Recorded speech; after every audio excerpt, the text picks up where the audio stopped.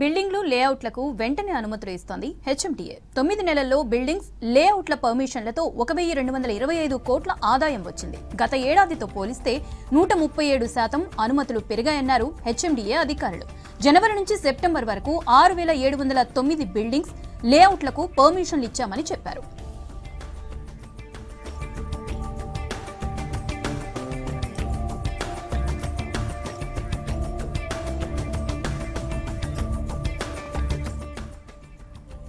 Building permissions కోసం 2961 అప్లికేషన్లు రాగా అందులో 2906కి పర్మిషన్లు ఇచ్చామన్నారు హెచ్ఎండిఏ అధికారులు.